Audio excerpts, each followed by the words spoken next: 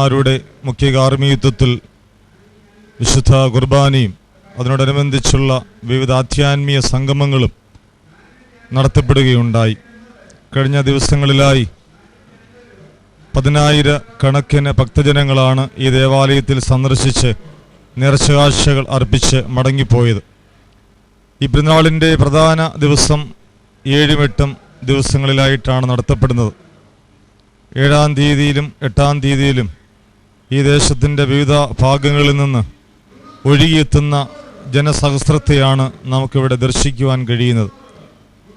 പരിശുദ്ധ ഗീവർഗീസ് സഹോദായുടെ തിരുശേഷിപ്പ് പ്രതിഷ്ഠിച്ചിരിക്കുന്ന ഒരു ദേവാലയം എന്ന നിലയിൽ ജാതിമത ഭേദമന്യേ അനേകായിരങ്ങൾ ഈ ദേവാലയത്തിൽ രാപകൽ ഭേദമന്യേ കടന്നു വന്ന് പ്രാർത്ഥിക്കുകയും നേർച്ചകാഴ്ചകൾ അർപ്പിക്കുകയും ചെയ്യുന്ന പതിവ് നമുക്ക് നിത്യവും കാണാവുന്ന സംഗതിയാണ്.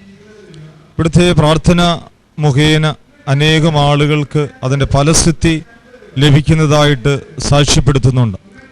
അനുഭവം കിട്ടുന്ന വിശ്വാസികൾ ഇവിടെ വന്ന് ഞങ്ങളുടെ ചുമതലപ്പെട്ടവരുടെ കാര്യങ്ങളെക്കുറിച്ച് പറയുകയും അവർ വീണ്ടും വീണ്ടും ഇവിടേക്ക് മറ്റുള്ള ആളുകളെ കൂടി ആനയിക്കുകയും ചെയ്യുന്ന രീതി കണ്ടുവരാറുണ്ട്. അങ്ങനെ വിശുദ്ധ സഹദായുടെ മധ്യസ്ഥൽ അഭയപ്പെടുന്ന എല്ലാ സഹദാ ഭക്തർക്കും ദൈവികമായ കൃപകൾ അനുഭവിക്കാനായിട്ട് ഇടയാകുന്നു എന്നുള്ളത് വാസ്തവമാണ്. ഇന്നലെയും ഇന്നുമായി നടത്തപ്പെട്ട വിവിധ ആധ്യാത്മിക ശുശ്രൂഷകൾ അനുഗ്രഹകരമായി പൂർത്തീകരിക്കാനായിട്ട് സഹായിച്ചു. ചന്ദനപ്പള്ളി ഒരു മതമൈത്രി സംഗമഭൂമിയാണ്.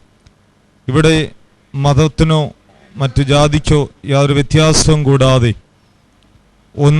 ഒരുമയുടെ ഒരിടമായി ഇവിടെ നമുക്ക് കാണുവാനായിട്ട് സാധിക്കുന്നുണ്ട്.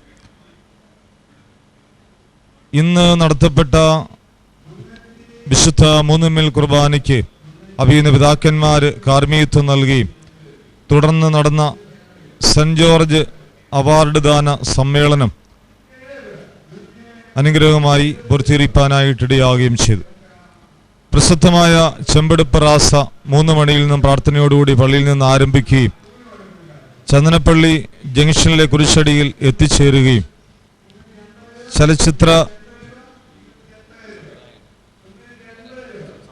സംവിധായകനായ മധു ഇറവങ്കര റാസയെ സ്വീകരിച്ചുകൊണ്ട് അഭിസംബോധന ചെയ്ത് ചന്ദനപ്പള്ളി ജംഗ്ഷനിൽ സംസാരിക്കുകയും ചെയ്തു. തുടർന്ന് അനേകായിരം ഭക്തജനങ്ങളുടെ അകമ്പടിയോടുകൂടി ചെമ്പൻമൂട്ടിൽ ചെന്ന് ചെമ്പ് ആഘോഷത്തോടെ എടുത്തുകൊണ്ട് വരികയും അത് കൽക്കുരിശെങ്കിൽ 3 പ്രാവശ്യം വലയം ചെയ്ത് കുതിരപ്പുരയിൽ അത് സ്ഥാപിക്കപ്പെടുകയും ചെയ്തു. അനേകായിരം ആളുകൾ ഈ ചെമ്പിലെ അരി അവരുടെ ഭവനങ്ങളിലേക്ക് നേർച്ചയായി കൊണ്ടുപോകുന്ന പതിവ് അത് ആശ്ചര്യമായി കാണുവാനായിട്ട് സാധിക്കുന്നുണ്ട്. അങ്ങനെ നിറഞ്ഞ ഭക്തിയോടെ കടന്നു വരുന്ന ഭക്തജനം ഈ ചന്ദനപ്പള്ളിക്ക് അതിൻ്റെതായ പ്രാധാന്യവും പ്രസക്തിയും നൽകി കാണുന്നു എന്നുള്ളത് വലിയ വസ്തുതയാണ്. ഈ കാര്യങ്ങളുടെ നടത്തിപ്പിന് വേണ്ടി ഇടവ അംഗങ്ങളായും പുറമെയുള്ള അനേകം ആളുകളുടെ സഹായങ്ങളും സഹകരണങ്ങളും നിർലോഭമായി ലഭിക്കുകയുണ്ടായി. അവരെല്ലാം നന്ദിയോടുകൂടി ഓർക്കുന്നു. ഈ ഇടവയുടെ പെരുന്നാൾ ആഘോഷം ദുർദേശീയ പെരുന്നാളായി മാറ്റപ്പെട്ടിരിക്കുന്ന ഒരവസരത്തിൽ എല്ലാവരെയും വീണ്ടും ഇടവിലേക്ക് ഹാർദവുമായി സ്വാഗതം ചെയ്യുന്നു. ഈ വർഷത്തെ പെരുന്നാൾ അനുഗ്രഹകരമായി പൂർത്തീകരിച്ച് നൽകിയ എല്ലാവരോടും സർവേശ്വരനായ ദൈവത്തോടുള്ള നന്ദി ഈ തരുണത്തിൽ സമർപ്പിക്കുകയും ചെയ്യുകയാണ്. ഇടവയുടെ വികാരി എന്നുള്ള നിലയിൽ ഈ ഇടവയുടെ സമഗ്രമായ പുരോഗതിക്ക് വേണ്ടി ആത്മീയ ഭൗതികമായ വളർച്ചയ്ക്ക് വേണ്ടി ജനങ്ങളുടെ നിസ്വാർത്ഥമായ സഹകരണം ലഭിക്കുന്നു എന്നുള്ളത് മറ്റൊരു വസ്തുതയാണ്. അനേകം ആളുകൾ നല്ല അനുഭവത്തോടെ നേർച്ചകാഴ്ചകൾ അർപ്പിക്കുകയും ഇടവയുടെ പുരോഗതിക്ക് വേണ്ടി പ്രവർത്തിക്കുകയും ചെയ്ത് കാണുന്നതിൽ ഏറെ സന്തോഷമുണ്ട്. എല്ലാവർക്കും എല്ലാ നന്മകളും ഭാവുകങ്ങളും നേർന്നുകൊണ്ട് നിർത്തുന്നു. നന്ദി.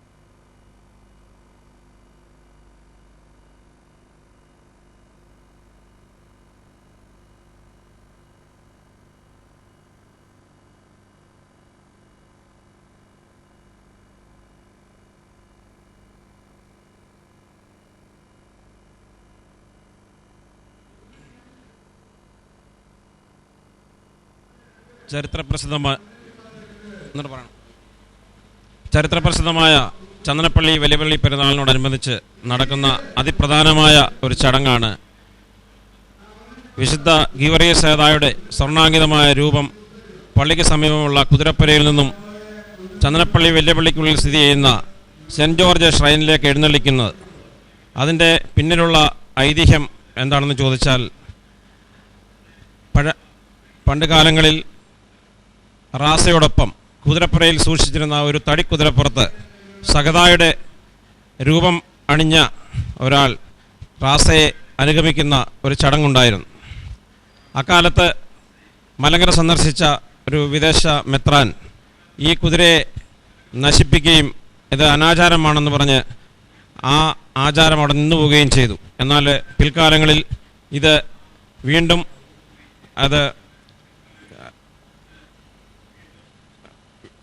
പള്ളിയുടെ ആചാരമായി തീരുകയും ചെയ്തു.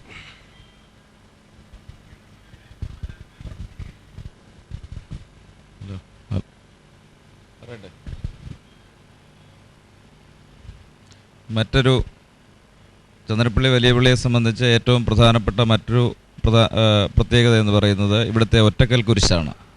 ഒറ്റക്കൽ കുരിശിൻ്റെ പ്രത്യേകത, കേരളത്തിലെ പല ക്രൈസ്തവ ദേവാലയങ്ങളിലും ഈ ഒറ്റക്കൽ കുരിശ് കാണാമെങ്കിൽ തന്നെയും കാലപ്പഴക്കം കൊണ്ടോ അല്ലെങ്കിൽ അതിൽ കാണുന്ന ശില്പചാതുരി കൊണ്ടോ ഇത്രയും ഭംഗിയുള്ളതും അതുപോലെ തന്നെ പഴക്കമുള്ളതുമായ ഒറ്റക്കൽ കുരിശ് കേരളത്തിൽ ഒരിടത്തും തന്നെ ഇതുവരെയും ദർശിച്ചിട്ടില്ല. ഇതിൽ കാണുന്ന ലിപികളൊക്കെ തന്നെ പഴയ മലയാള ലിപികളാണ് എന്നുള്ളതാണ് ഇതുവരെയുള്ളത് പറയുന്നത്. സത്യത്തിൽ പുരാവസ്തു വകുപ്പ് ഈ ഒറ്റക്കൽ കുരിശിനെ കുറിച്ചും അതിലെ ലിപികളെക്കുറിച്ചും അതിൽ കാണുന്ന ചിത്രങ്ങളെക്കുറിച്ചൊക്കെ ഒരു പഠനം നടത്തുകയും അതിൻ്റെ കാലപ്പഴക്കം നിർണ്ണയിക്കേണ്ടതും ആവശ്യമാണ്. ചന്ദനപ്പള്ളിയിൽ ദേവാലയം വരുന്നതിന് മുൻപ് തന്നെ സ്ഥാപിക്കപ്പെട്ടതാണ് ഈ കൽക്കുരിശ് എന്നുള്ളതാണ് ഗവേഷകന്മാരും ചരിത്ര പണ്ഡിതരും പറയുന്നത്.